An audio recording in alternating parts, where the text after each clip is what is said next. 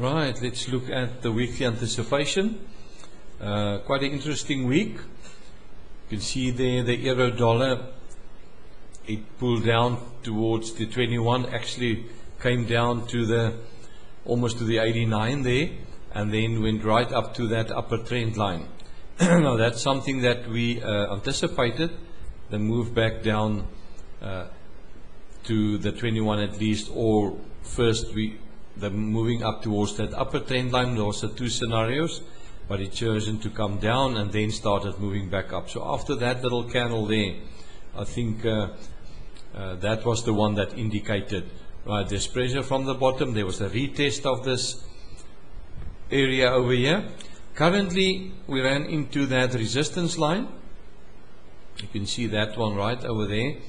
So possibility of a moving down towards the 21 once again.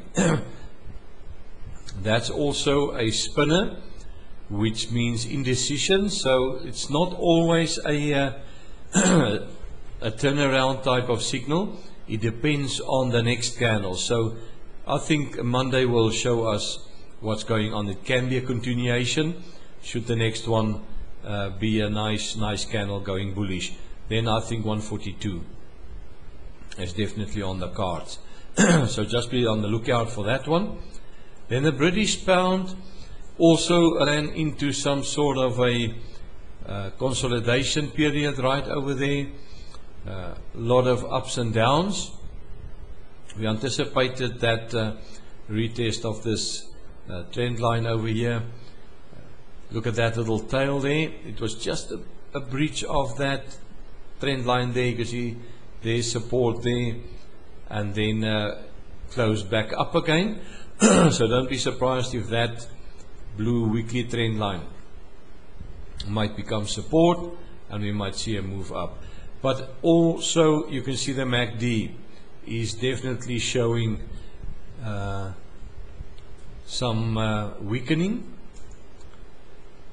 So that can be also possibility of a down move towards this 89 moving average. But I will definitely wait for a close below the 21.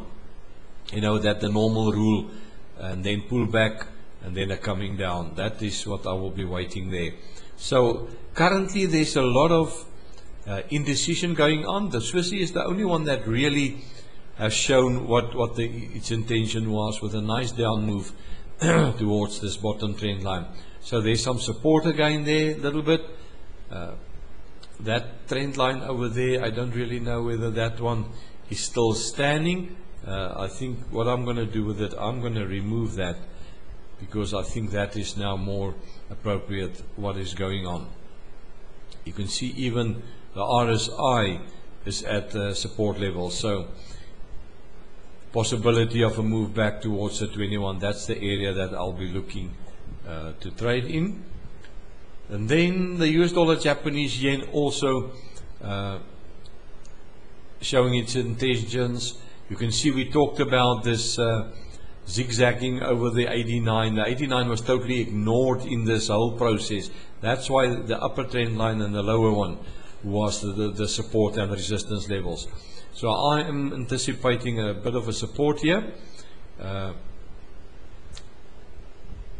So that will be the area back up towards the 89 that I will be looking at.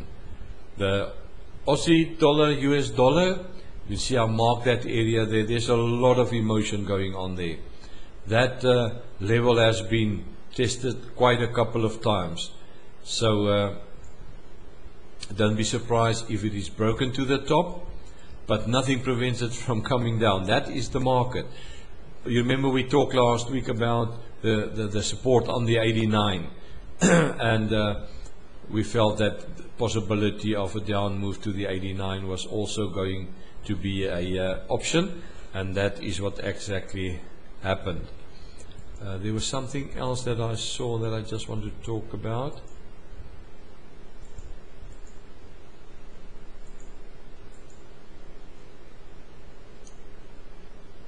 Sorry, I'm just going to look a little bit. I'll come back. Yes, sorry, it was I thought I was finished, but I still had to do the Euro-Japanese yen because that's the one that I saw. You can see there also a lot of ups and downs. So there's a lot of indecision going on right over there. You can see that the 89 was flat for quite a long time now. Although the price did do some movement, the 89 was flat. It caught up with the 200, and sometimes when that happens, you get a sort of a bounce of the 89 off the 200. So don't be surprised if this thing is coming down right to this level here. So this will be the area that I'll be looking into trade should it come below the 89 and the 200. But as I say, the 89 can be treated now as support as well, because the price went above it, pull back and test that little high there. So the possibility of a move back to the 89 and then a bounce is also there, because you can see there's the 89, it was support, it became resistance, then it became support. So that can be support also. If there's a bounce of it, then you should know that the possibility of an up move retesting that area there. So we're talking about 200 pips possibility there. Although the RSI is showing some real possibility for the price still to come down, that's why I say don't be surprised if this level is going to be tested in the week or two or so. Right, I think that's about it. If I have to say the one that I'll be looking at, it's very difficult at this stage, because the only one that I really see is the Swissy being support there. I'll be looking for that area there, and then the US dollar Japanese yen also bounce back that area there, and the Aussie at this stage I will wait for it to see what it's going to do, and the Euro Japanese yen is this area over here that I will be trading in. That area I'll be looking at. Right, that's it. Let's hope this week is another good start for us.